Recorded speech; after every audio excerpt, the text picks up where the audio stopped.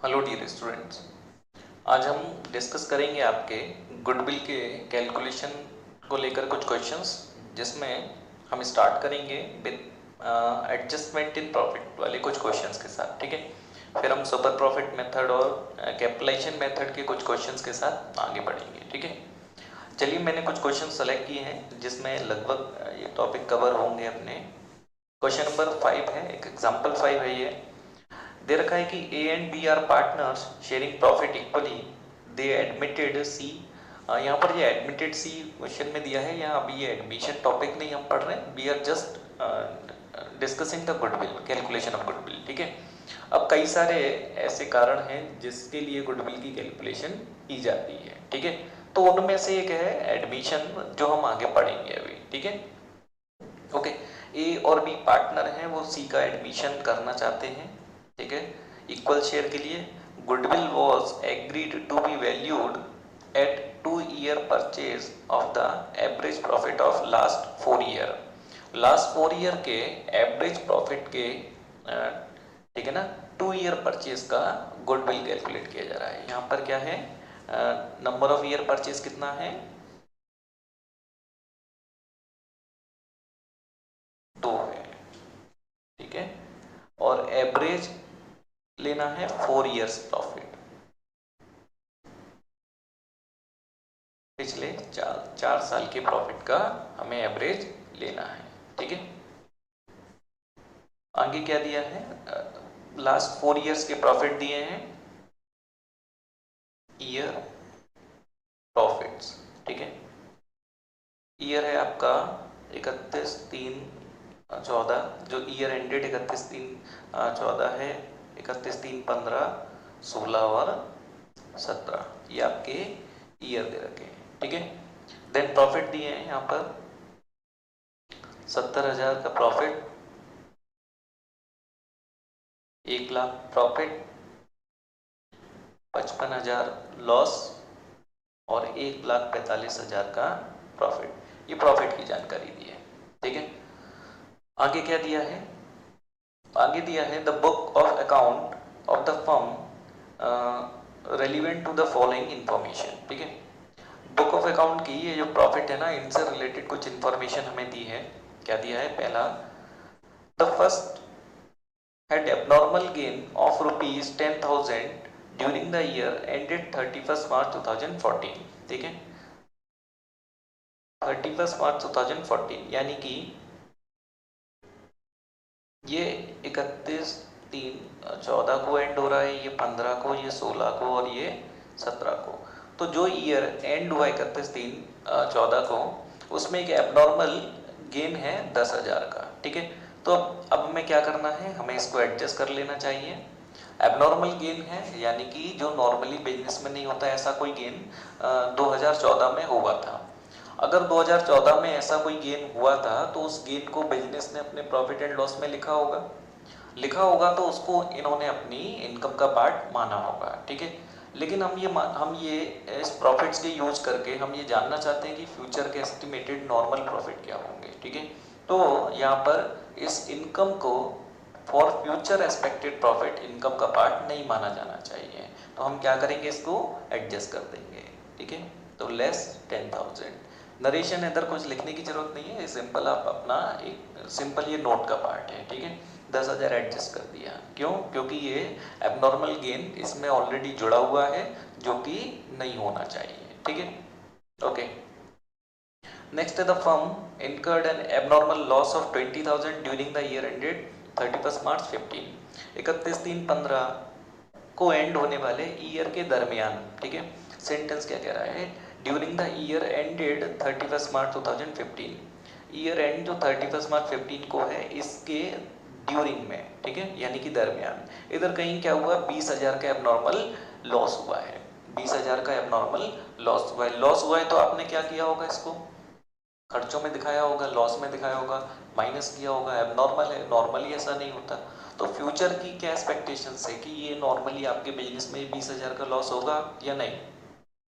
हाँ जी sir, normally तो ये लॉस नहीं होगा, नहीं होगा ना, तो इसमें प्रॉफिट में माइनस है, तो क्या करें, इसको जिस ईयर के प्रॉफिट में ये माइनस है उधर इसको एड बैक कर लिया। ठीक है, आगे नेक्स्ट क्या है, नेक्स्ट थर्ड पॉइंट है, repair to car amounting ₹50,000 was wrongly debited to the vehicles, ठीक है, in the year ended 31 March 2015, date भी दिया है इसी ईयर में, ठीक है, 31 मार्च 15 में, ऑन 1 मई, 1 मई को 2015, 1 मई 2015, तो सर ये इस ईयर का रहेगा या इस ईयर का, ये 31 बन रहा है तो 1 मई 15, 15-16 में आएगा।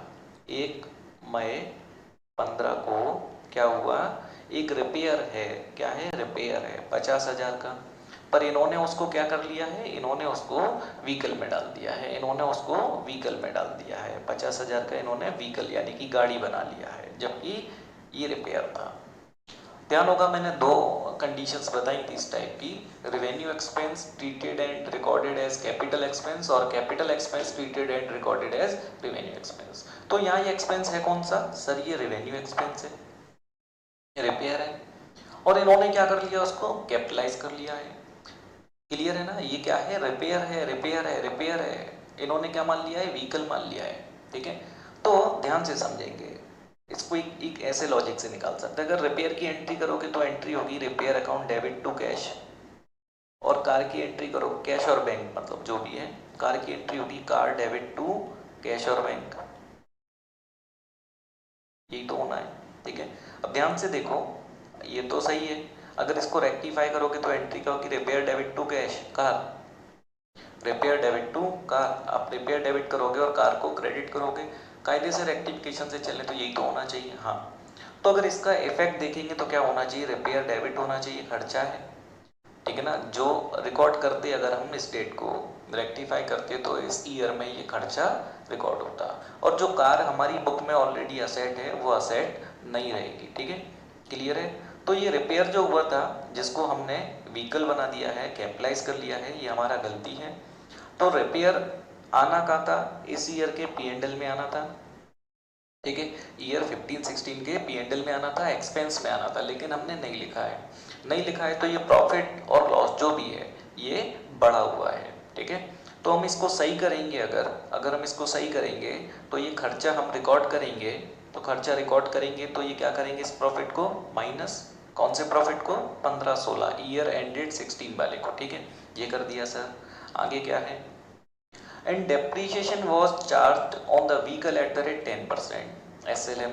अच्छा, इन्होंने क्या किया है, ये व्हीकल अज्यूम किया है, इस पे 10% SLM से ये डेप भी लगा चुके हैं। एक रेक्टिफिकेशन तो आपने कर लिया, कौन सा वाला कर लिया सर, रिपेयर टू कार कर लिया, लेकिन जो कार पर आपने डेप लगा रखा है पहले से वो भी तो आपने रिकॉर्ड किया हुआ है। हाँ, कब से कब तक देखते हैं, ये आपका ईयर 15-16 है और ये 16-17 है। कार कब रिकॉर्ड हुआ है, 1 मई को 15, तो 1 मई से 31 मार्च 16 तक यहाँ पर डेप लगा है, कितने मंथ का काउंट करेंगे, मई जून जुलाई अगस्त सितंबर अक्टूबर नवंबर दिसंबर जनवरी फरवरी मार्च, इट्स 11 मंथ्स, ठीक है।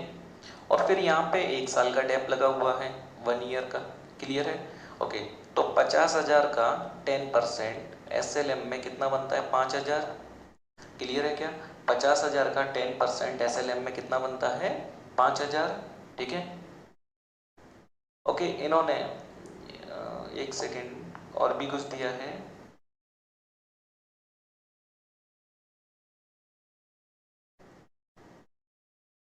repair on car amounted to ₹50,000 was wrongly debited to the vehicles on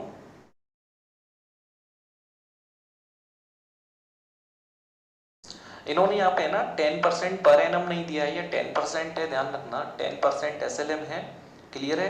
तो यहाँ पर ये 11 मंथ वाला क्राइटेरिया हम फॉलो नहीं कर रहे हैं, ध्यान रखना। यहाँ पर क्वेश्चन ने क्या किया है, क्वेश्चन ने ये 10% बोला है, 10% स्ट्रेट लाइन से इन्होंने डेप लगाया है, उन्होंने 10% पर एनम डेप नहीं बोला है, ठीक है।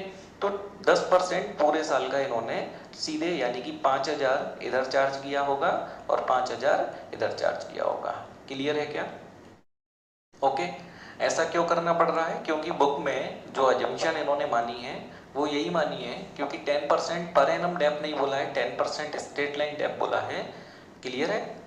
इसलिए ऐसा है। अगर आप अपनी एजम्पशन सेपरेट लेते हो, आप ये मानते हो कि ये एक 11 महीने का रहेगा, तो आप अपना नोट डालकर इसको सॉल्व कर सकते हैं। ध्यान रखेंगे पर एनम लिखा है तो हम इसको एनुअल डेप मानेंगे, ठीक है।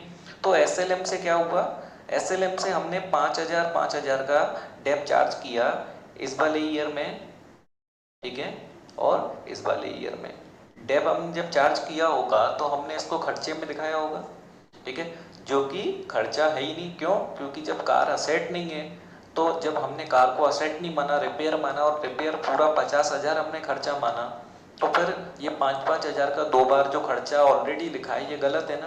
तो इसको रिवाइज करेंगे, तो जो हम ऑलरेडी खर्चा लिख चुके हैं रिवाइज करने के लिए, उसको प्रॉफिट में क्या करेंगे, ऐड बैक कर देंगे। तो यहाँ पर भी 5,000 ऐड बैक करेंगे और यहाँ पर भी 5,000 ऐड बैक करेंगे। क्लियर है?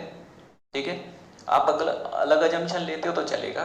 वैसे इस क्वेश्चन में ये इन्होंने इस तरीके से अजम्पशन ले ली है, पर एनम नहीं लिखा इसलिए, ठीक है। क्लियर है? ओके। तो आपको क्या मिल जाएगा, आपको मिल जाएंगे एडजस्टेड प्रॉफिट, एडजस्टेड प्रॉफिट, ठीक है। चलिए 70,000 माइनस 10, ये हो गया आपका 60,000, ये हो गया 1,20, ये 55 का लॉस था, नेट 45 का लॉस आ रहा है, ये हो गया 1,00,000 का लॉस, और ये हो गया आपका 1,40,000, 50 हो गया ये नेट प्रॉफिट। क्लियर है? ये है एडजस्टेड प्रॉफिट। क्लियर है? एडजस्टेड प्रॉफिट हमने क्या किया, जो भी एबनॉर्मल नॉर्मल एलिमेंट थे उनको एडजस्ट किया, लॉस गेन को एडजस्ट किया, कैपिटलाइज्ड जो एक्सपेंस किया था उसको रेवेन्यू माना, उसका डेप्थ था उसको एड बैक किया, ठीक है। ये आपके एडजस्टेड प्रॉफिट आ गया। अगर ये क्वेश्चन वेटेड एवरेज का होता तो हम इधर फिर ये वेट लिखते और वेट लिख के फिर इस प्रोडक्ट प्रॉफिट का वेट से प्रोडक्ट कराकर ये प्रोडक्ट और आता, 2 कॉलम और बढ़ जाते। लेकिन ये क्वेश्चन वेटेड एवरेज का नहीं है तो हमें ये सब नहीं करना है, ठीक है। क्लियर है?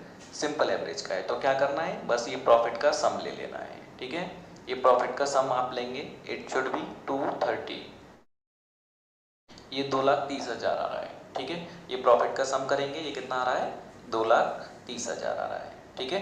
ओके ओके सर, ये 2,30,000 ये प्रॉफिट है ना, ये कितने ईयर्स का है, 4 ईयर का। क्लियर है? ये 4 ईयर के प्रॉफिट का सम है, तो हमें क्या निकालना है, future expected average annual profit निकालना है, ठीक है। तो हम निकालेंगे एवरेज प्रॉफिट। एवरेज प्रॉफिट का क्या फॉर्मूला होता है, सम अपॉन एन। एन यहाँ पर क्या है, नंबर ऑफ ईयर्स, ईयर्स कौन से, परचेज नहीं, नंबर ऑफ ईयर्स, जितने ईयर्स का ये प्रॉफिट है, ठीक है क्या। तो आपका एवरेज आ गया ये 57,500, ठीक है। क्लियर है? आपका एवरेज प्रॉफिट हो गया। अब निकाल देंगे गुडविल। गुडविल कितने नंबर ऑफ ईयर परचेज था, 2 ईयर्स, तो average profit into number of year purchase, that is average profit into number of year purchase, ये हो जाएगा आपका 1,15,000। ये आपकी गुडविल की वैल्यू आ गई। क्लियर है? ठीक है। एडजस्टमेंट सारी क्लियर है, कहीं कोई डाउट नहीं होना चाहिए। चलिए आगे चलते हैं। नेक्स्ट क्वेश्चन 7 था ना, तेरे को आ गया? ठीक है, नेक्स्ट क्वेश्चन पे आते हैं। 7, क्वेश्चन नंबर 7, ठीक है। इस बार वेटेड एवरेज है विद पास्ट एडजस्टमेंट। क्वेश्चन क्या कहता है, Akhil and Nikhil are partners sharing profit and loss equally. They admitted Dinesh into the partnership. It was agreed that the value of goodwill at 3-year purchase of the following weighted average profit method on the base of past 5 years profit, ठीक है। Number of year कितना है, number of year purchase 3 years, number of year purchase कितना है, 3 years, और average कितने years के profit का है, 5 years के प्रॉफिट का है, ठीक है। और वेट किस तरीके से देना है, वेट देना है 1 2 3 4 5, ठीक है। Okay, profit for the last years were sequential में दिया है 90,000, 80,000, 125, 150 एंड 175,000 रेस्पेक्टिवली, ठीक है। Okay, verification of the book of account relevant the following information were found, ठीक है। जब हमने वेरिफिकेशन किया बुक ऑफ अकाउंट का, तो ये रिलेटेड इन्फॉर्मेशन हमें मिला, क्या मिला, there was a abnormal loss of ₹15,000 during the year 31 March 13, ठीक है। There was a abnormal gain of 10,000, ठीक है। Stock on as on 31 March 16 was over valued, ठीक है। क्लियर है? चलिए इसको सॉल्व करेंगे हम। गुडविल कैलकुलेट करेंगे, नंबर ऑफ ईयर परचेज पता है 3 है, ओके। वेटेड एवरेज मेथड है, वेट है 1 2 3 4 5 ईयर का एवरेज लेना है, ठीक है। चलिए लिखेंगे ईयर प्रॉफिट, फिर एडजस्टमेंट, ठीक है, फिर आएगा यहाँ पे एडजस्टेड प्रॉफिट, फिर वेट और फिर प्रोडक्ट, ठीक है। क्या 2 कॉलम और बढ़ जाएंगे, एक वेट और एक प्रोडक्ट का, ठीक है। ईयर 2013, 31 मार्च 2013, 2014, 15, 16 और 17, ये 5 ईयर्स हैं जिनके प्रॉफिट दिए हैं। रेस्पेक्टिव प्रॉफिट है 90,000, 80,000, रेस्पेक्टिव प्रॉफिट 90, 80, 125, 150, 175, ये आपके रेस्पेक्टिव प्रॉफिट्स हैं, ठीक है, ओके। फिर क्या था, एक एबनॉर्मल लॉस था आपका 31/3/13, ईयर एंडेड 31/3/13 में एक एबनॉर्मल लॉस था। लॉस था, आपने माइनस किया है, गलती के लिए सही करने के लिए प्लस करेंगे। कितना, ये 15,000 है, 15,000 प्लस करेंगे, ठीक है। फिर नेक्स्ट है there was a abnormal gain, एक एबनॉर्मल गेन है, ठीक है। गेन है, ऐड हो रखा है गेन, तो क्या करेंगे, इसको लेस करेंगे। कौन से ईयर में है, 31/3/15 में। नेक्स्ट 31/3/15 में एक नॉर्मल गेन ऐड हो रखा है, उसको सही करने के लिए लेस करेंगे, ठीक है, ओके। नेक्स्ट है थर्ड है the closing stock as on 31 March 16 was over valued by 15,000, ठीक है। 31 मार्च 16 का जो क्लोजिंग स्टॉक है वो आपने क्या किया है, ओवर वैल्यू किया है बाय कितना, 15,000, 15,000 से ज़्यादा वैल्यू किया है, ठीक है। क्लियर है? तो ध्यान से, मैंने आपको बताया था क्लोजिंग स्टॉक आता है ट्रेडिंग P&L में, ट्रेडिंग P&L अकाउंट में आपके कहाँ पर, इधर आता है इनकम साइड में। अगर इनकम साइड में क्लोजिंग स्टॉक को अगर आपने ज़्यादा किया है तो इनकम ज़्यादा हो गई है और प्रॉफिट भी ज़्यादा हो गया है, ग्रॉस प्रॉफिट ज़्यादा हुआ है, इस कारण नेट प्रॉफिट भी ज़्यादा हो जाता है, ठीक है। और अगर इसको कम करेंगे तो इक्विवेलेंट आपकी इनकम कम होगी और आपका ग्रॉस प्रॉफिट और नेट प्रॉफिट भी कम हो जाएगा, ठीक है। क्लियर है क्या? तो यानी कि 31/3/2016 में आपने अपना क्लोजिंग स्टॉक यहाँ वैल्यू किया, तो आपका ये 31/3/16 में क्लोजिंग स्टॉक को क्या कर दिया है हमने, ओवर वैल्यू। इधर ओवर वैल्यू किया है ना, तो मतलब इनकम ज़्यादा है, तो इनकम को सही करने के लिए क्या करेंगे, लेस करेंगे, ठीक है। क्लियर है ना, इसको लेस करेंगे, ठीक है। ये तो एक इफेक्ट हुआ। क्लोजिंग स्टॉक का ध्यान रखना है, डुअल इफेक्ट होता है। क्यों? क्योंकि जो इस ईयर का क्लोजिंग स्टॉक है, यानी कि जो 31/3/16 को क्लोजिंग स्टॉक है, वो ही 1/4/17 को ओपनिंग स्टॉक बना होगा, और इसका इफेक्ट गया होगा इस ईयर में जो 31/3/17 को एंड होगा, ठीक है। तो यहाँ पर सेकंड जो इफेक्ट है वो आएगा ईयर एंडेड 17 में। क्या इफेक्ट आएगा सर, जो 31/3/16 का क्लोजिंग था वो इधर होगा ओपनिंग।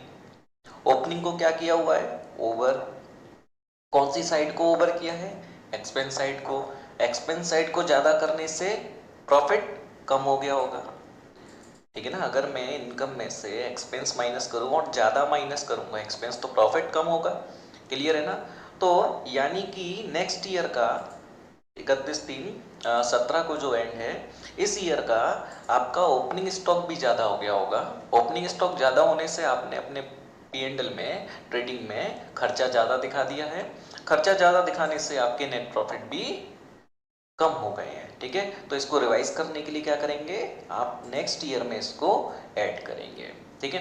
बाकी इसकी ट्रिक मैंने ये बताई थी, आप फर्स्ट ईयर का पता कर लें। अगर फर्स्ट ईयर का पता कर लेंगे जिस ईयर की क्लोजिंग स्टॉक का है, नेक्स्ट ईयर में उसका रिवर्स करना है, ठीक है। ओके, बस यही एडजस्टमेंट थी क्वेश्चन में। ओके, आफ्टर द एडजस्टमेंट अब हम ये प्रॉफिट निकाल देते हैं कितना बनता है, ठीक है। आफ्टर एडजस्टमेंट द प्रॉफिट ये हो गया 1,05,000, ये 80 ही रहेगा। ये हो गया 1,15,000, ये हो गया 1,35,000 और ये हो गया 1,90,000, ठीक है। क्लियर है क्या? ये आपके प्रॉफिट्स हो गए आफ्टर एडजस्टमेंट। अब हम बात करते हैं वेट। वेट क्वेश्चन ने दिया था 1 2 3 4 5। हमें एक तो वेट का सम पता करना है, प्रोडक्ट पता करना है, तो प्रोडक्ट कर देते हैं हम यहाँ पे। ये तो 1,05,000 इंटू 1 रहेगा, 82 ज़ा 160, 1153 ज़ा 345, ठीक है क्या? हाँ, और 154 ज़ा 270 540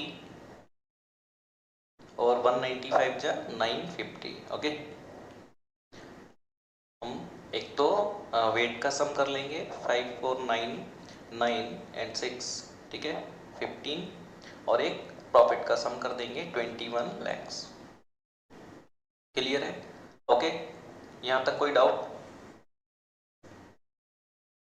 यहाँ तक कोई डाउट नहीं होना चाहिए। अब क्योंकि इस क्वेश्चन में और कोई ऐसा एक्सपेंस जो फ्यूचर एक्सपेक्टेड था वो नहीं दिया है, अगर दिया होता तो दो तरीके से बच्चे इसको सॉल्व कर सकते हैं। पहला तरीका है कि आप हर ईयर में उस एक्सपेंस को लेस करें, क्योंकि वो एनुअल एक्सपेंस है, वो आगे आने वाले हर ईयर पर एप्लीकेबल होगा। जैसे कि अगर मान लेते हैं कि आपका कोई दे रखा है कि स्टॉक है जो अभी तक इंश्योर्ड नहीं था, बट फ्यूचर में हम इंश्योरेंस कराने वाले हैं, और इंश्योरेंस का मान लेते हैं 10,000 रुपया एनुअल एक्सपेंस आएगा, तो एनुअल एक्सपेंस आएगा तो वो तो हर साल के प्रॉफिट को कम करेगा इन फ्यूचर। या तो इसके लिए आप क्या करो, यहाँ एडजस्टमेंट में सॉल्व करो, हर साल उस एक्सपेंस को लेस करो, अगर इनकम है तो ऐड करो। या दूसरा ज़्यादा अच्छा अल्टरनेटिव है, ऐसे एलिमेंट के लिए क्या करना है, क्वेश्चन को इतना सॉल्व कर लिया, एवरेज प्रॉफिट निकाल दो, ठीक है। तो यहाँ पर हम क्या करेंगे, एवरेज प्रॉफिट निकाल देंगे। एवरेज प्रॉफिट ये वेटेड एवरेज है, तो sum product, sum of product upon sum of years, ठीक है। ये आ गया आपका 1,40,000। 1,40,000 आपका एवरेज एनुअल प्रॉफिट है, ठीक है, ध्यान रखेंगे। लेकिन अगर आपकी कोई फ्यूचर एक्सपेक्टेड इनकम और एक्सपेंस भी है तो अब आप क्या करते हैं, यहाँ पे क्वेश्चन में नहीं है, अगर होता तो लेस एक्सपेंस और इनकम, एक्सपेंस है तो लेस करते और इनकम होता तो ऐड करते इसमें, क्योंकि ये एनुअल आया ना, फ्यूचर एक्सपेक्टेड एनुअल प्रॉफिट है, लेकिन इसमें फ्यूचर की एक्सपेक्टेड इनकम और एक्सपेंस अभी एडजस्टेड नहीं है, तो इधर एड लेस कर लेते, फिर ये फिगर आ जाती, ये होता फ्यूचर एक्सपेक्टेड नॉर्मल प्रॉफिट, ठीक है। क्लियर है? फिर इस प्रॉफिट को हम यूज करते, लेकिन यहाँ ऐसा नहीं है, तो अपना एवरेज प्रॉफिट जो है ये फ्यूचर एक्सपेक्टेड नॉर्मल प्रॉफिट ही माना जाएगा। क्लियर है? Okay sir. अब क्या है गुडविल? गुडविल क्या था, average profit, weighted average profit into number of year purchase, ठीक है। तो ये 140, नंबर ऑफ ईयर कितना था इस क्वेश्चन में, 3 था, तो गुडविल कितना हो गया फर्म का, 4,20,000 हो गया। क्लियर है?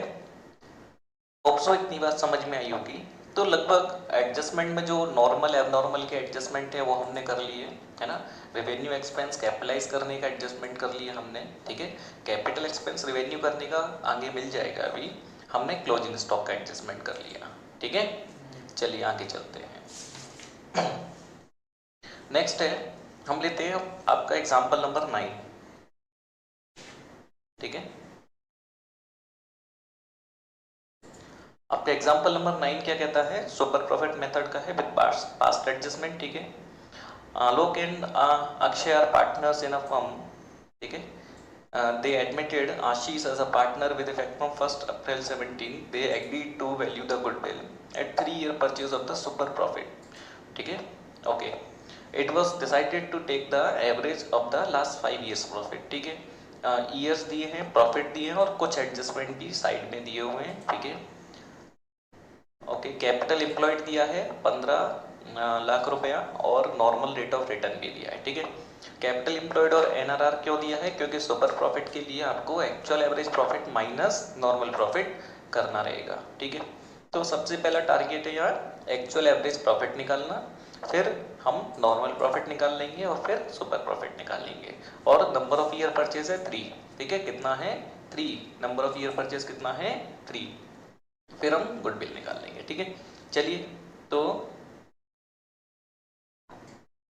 कैलकुलेशन करेंगे पहले एवरेज प्रॉफिट की। ईयर प्रॉफिट, फिर एडजस्टमेंट, फिर नॉर्मल प्रॉफिट, या फिर आप इसको एडजस्टेड प्रॉफिट कह सकते हैं, ज़्यादा अच्छा रहेगा, ठीक है। क्लियर है? और अगर वेट वगैरह है तो चलेगा, यहाँ वेटेड नहीं है, ठीक है। Okay sir. ईयर है आपका, ईयर एंडेड 31/3/13, 14, 15, 16 और 17, 5 ईयर्स का है, ठीक है। ओके, प्रॉफिट दिया है ये 22 लैक्स, और उसके बाद ये है 170, फिर ये है 210, देन ये है 230 और फिर 250, ठीक है। ओके, एडजस्टमेंट क्या है? पहला है including gain of ₹25,000 from the sale of fix assets. Year 13 ended 13 में क्या कह रहा है कि ये 2 लाख रुपए का प्रॉफिट है ना, इसमें इंक्लूडेड है, क्या इंक्लूडेड है? गेन, फायदा है। कैसा गेन है? Sale of fix assets. Sale of fix assets एक कैपिटल गेन है जो बिजनेस की नॉर्मल रिकरिंग एक्टिविटी का पार्ट नहीं होता, इसको हम एबनॉर्मल गेन कह सकते हैं, ठीक है। क्लियर है? ओके, नॉन रिकरिंग है ये, ठीक है। तो गेन है तो क्या हो रखा होगा? ऐड हो रखा होगा, तो एडजस्ट करने के लिए क्या कर दिया? लेस कर दिया, सिंपल। ओके, फिर 14 में दे रखा है इंक्लूडिंग एबनॉर्मल लॉस, 50,000 का एबनॉर्मल लॉस क्या हो रखा है? माइनस, रिवर्स करने के लिए क्या कर लिया? प्लस। ओके, बस। और कोई एडजस्टमेंट क्वेश्चन में है? बिल्कुल नहीं है सर, खत्म। अब इसको बैलेंस कर देंगे, 175, 220, 210, 230 और 250। क्लियर है? यहाँ पर सम कर लेंगे प्रॉफिट का, ये आएगा आपका 1085, ठीक है। 10,85,000। ओके, अब करेंगे क्या? एवरेज निकाल देंगे, एवरेज प्रॉफिट अपॉन एन कितना था? 5। क्लियर है क्या? कोई डाउट नहीं होना चाहिए। ये एवरेज आ गया आपका 217, 2,17,000 एवरेज आ गया। क्लियर है? ये क्या है आपका? एक्चुअल प्रॉफिट है जो आपने कमाया है, future expected average profit. Clear है? Okay sir. अब बात करेंगे कैपिटल एम्प्लॉयड, क्वेश्चन में दिया है। कैपिटल एम्प्लॉयड क्वेश्चन में दिया है कितना है? 15 लाख। कैपिटल एम्प्लॉयड कितना है? 15 लाख। क्वेश्चन में एनआरआर भी दिया है, एनआरआर कितना है? 10%। तो हम निकाल देंगे क्या? नॉर्मल प्रॉफिट, ठीक है। नॉर्मल प्रॉफिट कितना आ गया? 15 लाख का 10%, यानी कि 1.5 लैक्स, ठीक है। 1.5 लैक्स आ गया। अब क्या निकालेंगे सर? Super profit. क्या होता है? Average profit minus normal profit, ठीक है। एवरेज प्रॉफिट कितना था? 2,17,000 माइनस नॉर्मल प्रॉफिट कितना था? 1,50,000। ये कितना आ गया? ये आ गया 67,000। क्लियर है? ये क्या आ गया? Super profit. अब निकालेंगे क्या? गुडविल। गुडविल क्या है? Super profit into number of year purchase. Super profit कितना है? 67,000। नंबर ऑफ ईयर कितने थे? 3, ठीक है। ये हो गया 210, 21 सॉरी, ठीक है। ये आपका क्या हो गया? Goodwill of the firm by super profit method. Clear है क्या? कहीं कोई दिक्कत इसमें नहीं होना चाहिए, इजी है। चलिए आगे चलते हैं। नेक्स्ट है 14। चलिए अब हम कैपिटलाइजेशन मेथड के क्वेश्चंस पे आ गए हैं। नेक्स्ट है क्वेश्चन नंबर 14, ठीक है। हाँ जी सर, क्लियर है? ओके, गुडविल का कैलकुलेशन है, capitalisation of average profit method है ये, ध्यान से देखेंगे। Hitech India has assets of ₹5 lakh where the liabilities are partners capital 350, general reserve दे रखे हैं 60,000 एंड सन्ड्री क्रेडिटर दिए 90,000। ठीक है, अभी मैं इसको बैलेंस शीट में डाल देता हूँ। असेट्स उन्होंने दिया है अभी 5 लाख, ठीक है, और उन्होंने पार्टनर कैपिटल दिया है 3.5 लाख, कुछ जनरल रिजर्व भी दिए इन्होंने, कितने के हैं 60,000 के, और इन्होंने क्रेडिटर्स भी दिए कितने के 90,000 के। क्या ये मैच है? क्या ये बैलेंस शीट मैच्ड है? चेक कर लेते हैं सर। हाँ सर, ये बैलेंस शीट तो मैच है as per the given information. ठीक है, तो ये बैलेंस शीट फॉर्मेट में इन्होंने क्वेश्चन दिया है ना, इसमें क्या है, there are 2 alternative to find the capital. 2 alternative है। पहला, टोटल असेट, कौन सी असेट्स, कौन सी assets, real assets excluding the fictitious assets and goodwill. ठीक है, गुडविल और फिक्टिशियस असेट्स को हटा लेना है, लेकिन क्वेश्चन ने ऐसा कुछ नहीं दिया है, तो यहाँ टोटल असेट में अपन 5 लाख लेंगे। ठीक है, और दूसरा लाइबिलिटीज, लाइबिलिटीज में कौन सी लेनी है यहाँ पे, केवल आउटसाइडर्स। ठीक है, 90,000। तो कैपिटल एम्प्लॉयड कितना होगा, total asset minus liabilities, that is 4 lakh and 10,000, ये कैपिटल एम्प्लॉयड है। ठीक है, पहला अल्टरनेटिव इस तरीके से निकालेंगे, टोटल असेट मेथड कहते हैं। दूसरा अल्टरनेटिव है capital employed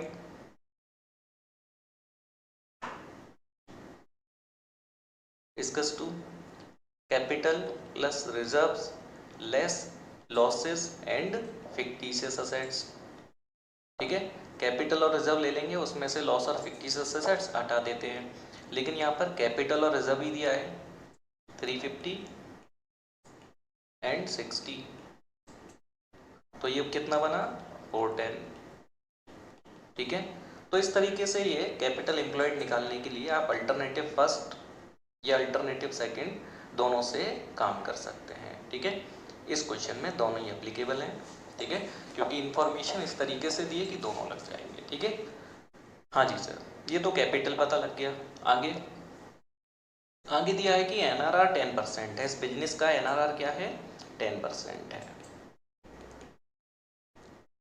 okay, and goodwill of the firm to be valued at ₹90,000 at 2 year purchase of super profit. ठीक है, एवरेज प्रॉफिट हमें निकालना। ओके, इस क्वेश्चन में क्या दिया है, गुडविल दिया है, गुडविल बिजनेस का कितना है 90,000 दिया है, और इन्होंने निकाला कैसे है गुडविल, इन्होंने निकाला है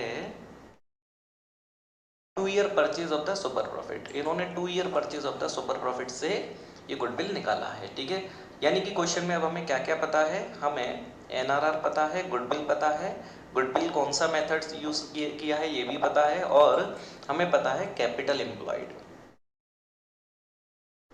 ऊपर सारा नोट का पार्ट है, ये कैपिटल एम्प्लॉयड, ये पता है अपने को 4 लाख एंड 10,000। क्लियर है?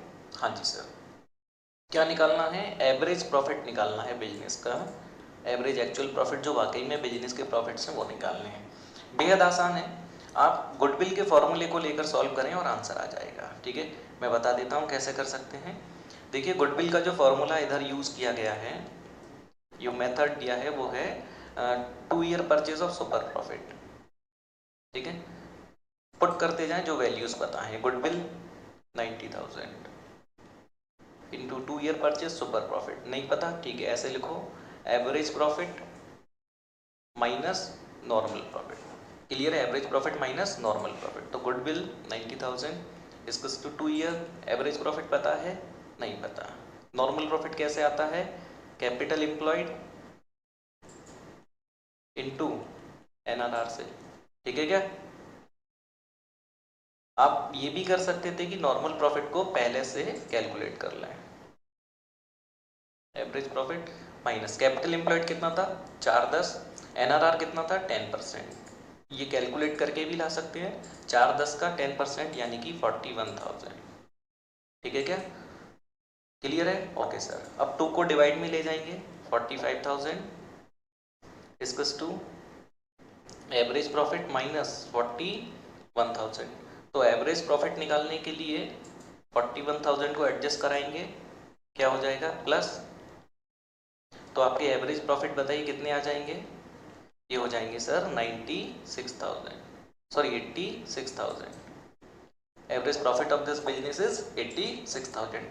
क्लियर है? इस क्वेश्चन में क्या था, रिवर्स कैलकुलेशन है, थोड़ा सा गुडविल दिया है और एवरेज प्रॉफिट निकालना है। बेहद आसान होता है, इस तरीके से इसको इक्वेशन फॉर्मेट में लाके सॉल्व कर सकते हैं।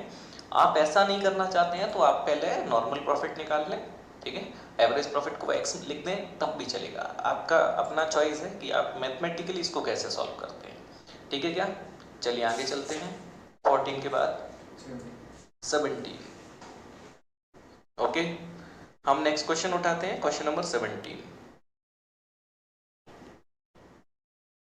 हाँ जी, दिया है average profit of the firm is 1,50,000। क्या दिया है, एवरेज प्रॉफिट है फर्म का 1,50,000। एवरेज प्रॉफिट हमारे फर्म का दिया है 1,50,000 और दिया है total tangible assets of the firm rupees 14 lakhs। मैं बैलेंस शीट फॉर्मेट में पुट कर दे रहा हूँ, स्टेटमेंट में लिखेंगे वैसे इसको। ये टोटल टेंजिबल असेट्स है 14 लाख। टेंजिबल है, ऑब्वियसली टेंजिबल है तो इंटेंजिबल नहीं होगा, और इंटेंजिबल नहीं है, सारे टेंजिबल असेट्स हैं, फिजिकल सब्सटेंस वाले हैं, तो फिक्टिशियस असेट्स इसमें नहीं है और गुडविल भी इसमें नहीं है। क्लियर है? Okay. Outside liabilities, outside liabilities हमें दी है, कितना है 4 लाख। क्लियर है क्या? Okay. In the same type of business the NRR, और बिजनेस के नॉर्मल रेट ऑफ रिटर्न भी दिए हैं हमें। इस प्रकार के बिजनेस का नॉर्मली रेट है 10%। हाँ जी, okay. Calculate the value of goodwill by capitalisation of super profit. Capitalisation of super profit, आपको सुपर प्रॉफिट को कैपिटलाइज करना है। तो आपको पता होगा goodwill by capitalisation of super profit method में क्या है, सिंपल, एक बिजनेस जितना एक्स्ट्रा प्रॉफिट कमाता है वो उसका सुपर प्रॉफिट है, और उतना एक्स्ट्रा कमाने के लिए किसी बाहर वाले को कितना एक्स्ट्रा पैसा कैपिटल में लगाना पड़ेगा वो उसका वैल्यू ऑफ गुडविल है। ठीक है क्या? नॉर्मली जितना कमाते हो उतना तो सब कमा लेंगे ना, तो सुपर प्रॉफिट कमाने के लिए कितना capital, capitalised method means we are finding the value of capital for that particular profit. For super profit, तो for super profit how much capital you need to contribute excess, ठीक है, outsider means a new one need to contribute how much excess capital for that particular excess profit, and we are not contributing that part of capital since it's our reputation, it's our value, and this is the value of our goodwill। ठीक है क्या? तो super profit method में सबसे पहले हमारा target है super profit निकालना। सुपर प्रॉफिट के लिए हमें क्या क्या चाहिए होता है, एक तो एवरेज प्रॉफिट चाहिए होता है जो दिया है, एक हमें नॉर्मल प्रॉफिट चाहिए होता है जो निकालना है। नॉर्मल प्रॉफिट क्या होता है, capital employed into NRR। Capital employed कैसे निकालेंगे, दो मेथड होते थे। क्लियर है? मैंने बताया था capital plus reserves less expense losses और लेस फिक्टिशियस असेट्स, लेकिन वो एप्लीकेबल नहीं हो सकता। तो यहाँ कौन सा मेथड लगेगा, total asset minus liability. 14 lakh minus 4 lakh it is 10 lakh into 10%, कितना हो गया 1 लाख। तो नॉर्मल प्रॉफिट है बिजनेस का 1 लाख और एक्चुअल प्रॉफिट दिया था 1.5 लाख। ठीक है, तो क्या निकाल देंगे आसानी से, सुपर प्रॉफिट, एक्चुअल प्रॉफिट या average profit minus normal profit.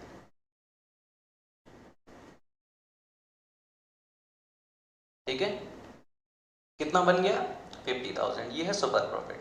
अब गुडविल निकालना है, कैपिटलाइजेशन ऑफ सुपर प्रॉफिट। तो इसका फॉर्मूला आपको पता है, goodwill equals to super profit upon NRR into 100। ठीक है, ये फॉर्मूला रटना या इसको लर्न करना, ये सारी चीज़ों की बजाय अगर लॉजिक से भी समझोगे तो समझ में आएगा हम क्या निकल रहे हैं। ये अब अपन एक्स्ट्रा कमाते हैं, हम कम पैसा लगा के इतना एक्स्ट्रा कमाते हैं नॉर्मल से, तो इतना एक्स्ट्रा पैसा जो हम कमाते हैं ये हमारी रेपुटेशन का पैसा है।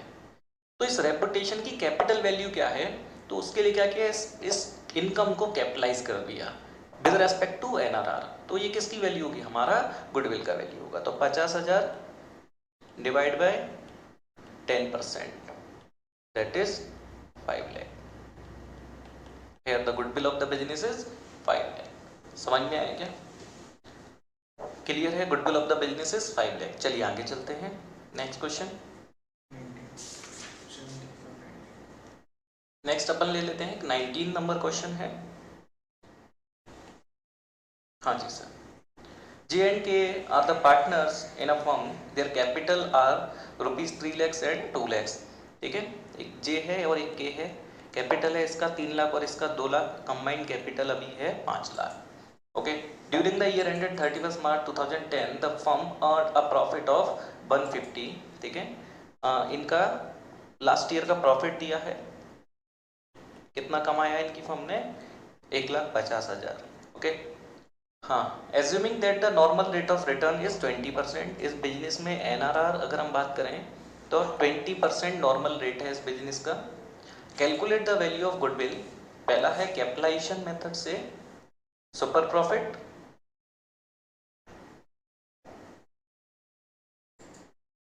ओके, पहला है कैपिटलाइजेशन मेथड, ठीक है, और दूसरा है सुपर प्रॉफिट मेथड से। सुपर प्रॉफिट का कैपिटलाइजेशन नहीं है, केवल सुपर प्रॉफिट है, ठीक है ना? क्लियर है? अब मैं बात करता हूं कैपिटलाइजेशन मेथड।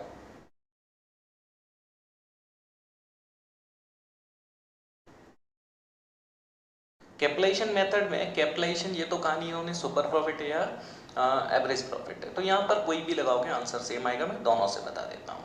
मैं कैपिटलाइजेशन ऑफ एवरेज प्रॉफिट की बात करता हूँ, ठीक है। तो हमारा एवरेज प्रॉफिट क्या है? हम एक्चुअल में एक ही साल का प्रॉफिट दिए तो हम मानेंगे कि एवरेज हम इतना ही कमाते होंगे, ठीक है। तो हम निकालेंगे रिक्वायर्ड कैपिटल। क्या निकालेंगे? Required capital. इस बिजनेस को करने के लिए इस एनआरआर से इतना रुपया अगर कोई भी कमाएगा तो उसको कितना कैपिटल इन्वेस्टमेंट करना चाहिए, ठीक है। अगर नॉर्मली लोग 20% कमाते हैं तो 1.5 लाख कमाने के लिए 20% से कितना इन्वेस्टमेंट उनको लगाना पड़ेगा, ठीक है। तो रिक्वायर्ड कैपिटल होगा आपका profit upon NRR into 100। Formula तो एक जैसा है। वो सुपर प्रॉफिट का करोगे तो वो सीधे कैपिटल का वैल्यू आएगा, और अगर एवरेज प्रॉफिट का करोगे, पूरे प्रॉफिट का करोगे, तो इसमें ये आपका बिजनेस की पूरी वैल्यू आएगी, ठीक है।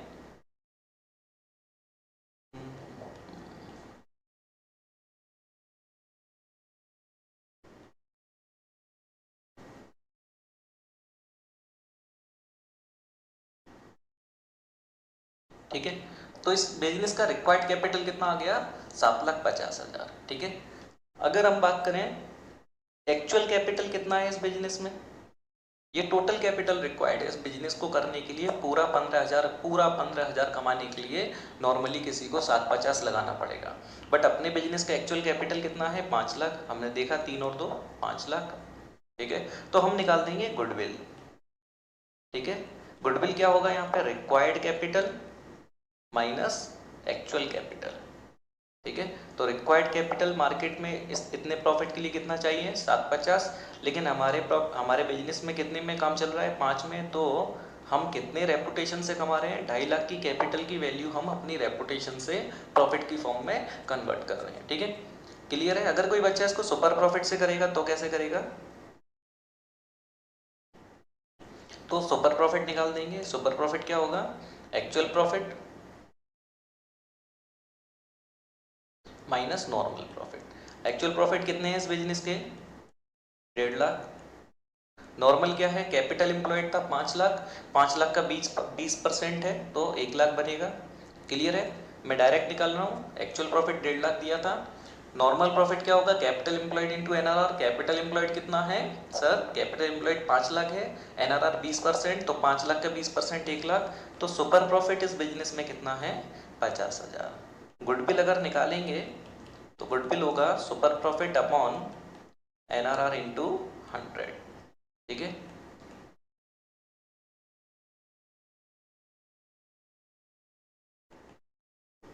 दो 50। अब देखेंगे गुडविल की वैल्यू दोनों ही अल्टरनेटिव में सेम है। क्लियर है क्या? यहाँ कोई फर्क नहीं पड़ना है, ठीक है। इसका एक पार्ट और है, 2 year purchase of the super profit, ठीक है। तो ये कैपिटलाइजेशन नहीं है, यहाँ पे 2 ईयर परचेज है, क्योंकि कैपिटलाइजेशन मेथड में ईयर परचेज का कोई मतलब नहीं होता है, ठीक है, ध्यान रखना। 2 year purchase of super profit, तो 2 ईयर परचेज, सुपर प्रॉफिट आपने निकाला था क्या 50,000, इट इज 1 लाख। क्लियर है? डिफरेंट डिफरेंट मेथड से वैल्यूएशन वेरी होगा, करेगा, ऐसा कोई कंफ्यूजन नहीं होना चाहिए आपको। Super profit, average profit, weighted average profit और कैपिटलाइजेशन मेथड, इनमें वैल्यू ऑफ गुडविल का अमाउंट वेरी करेगा। ठीक है? क्लियर है? ओके, कहीं कोई दिक्कत यहाँ तक नहीं है? ठीक है, तो अभी हमने यहाँ पर सारी बातें डिस्कस कर ली हैं इस चैप्टर से रिलेटेड। तो इस चैप्टर में सर इम्पोर्टेंट क्या हमें ध्यान में रखना है? आपको इम्पोर्टेंट में केवल आपको एडजस्टमेंट टॉपिक ध्यान में रखने हैं। इसमें एडजस्टमेंट में क्या था, नॉर्मल, एबनॉर्मल, ठीक है, capital to revenue, revenue to capital और डेप्रीशिएशन देयर ऑन, और था क्लोजिंग स्टॉक, और एक था एनुअल एक्सपेक्टेड फ्यूचर एक्सपेंस और इनकम। ठीक है, दूसरा आपको कैपिटलाइजेशन मेथड के लिए आपको ये ध्यान में रखना है ये होता क्या है। ठीक है, कैपिटल कैलकुलेशन के लिए दो तरीके हैं अपने पास। ठीक है, टोटल असेट मेथड और दूसरा capital method. Total asset method में क्या करना है, सारी असेट्स लेनी है excluding fictitious assets and goodwill. Fictitious assets किन्हें कहते हैं, कोई भी लॉस जो असेट है ही नहीं, जो असेट नहीं होते। देखो दो शब्द होते हैं, इंटेंजिबल और फिक्टिशियस, दोनों अलग होते हैं। इंटेंजिबल असेट्स रियल असेट्स होती हैं, जैसे कि पेटेंट है, अपना कॉपीराइट्स है ना, ये अपनी रियल असेट्स हैं, फिक्टिशियस नहीं है। लेकिन मेरा मिसलिनियस एक्सपेंस मैंने दिखा दिया असेट में, एडवर्टाइजमेंट सस्पेंस अकाउंट को असेट में दिखा दिया, तो ये असेट है ही नहीं, ये फिक्टिशियस असेट्स होती हैं। तो total asset excluding fictitious assets and goodwill. ठीक है, उसमें से आउटसाइडर लायबिलिटी हटा दो, तो बाकी किसका इन्वेस्टमेंट है, ओनर का, दैट इज कैपिटल एम्प्लॉयड। दूसरा होता है कैपिटल एम्प्लॉयड मेथड, वहां पे आप सारे पार्टनर का कैपिटल जोड़ दो, रिजर्व्स अगर है तो उसे जोड़ दो, लॉसेज है तो वो माइनस कर दो, और फिक्टिशियस असेट्स मतलब वो लॉस जो असेट के नाम से दिखा रखे उन्हें माइनस कर दो। ठीक है, ध्यान रखना गुडविल अगर असेट में है तो फिक्टिशियस असेट्स नहीं है तो उसे माइनस नहीं कर देना इस मेथड में। ठीक है, ओके, तो कुल मिलाकर इस चैप्टर का ये अब पूरा होना चाहिए। अब मुद्दा रह जाएगा आपके डाउट्स का, जो आप लोग शेयर करेंगे तो मैं जरूर आपके साथ डिस्कस करूंगा। ठीक है, अब हम नेक्स्ट चैप्टर की तरफ स्विच करेंगे इन द नेक्स्ट लेक्चर। ठीक है।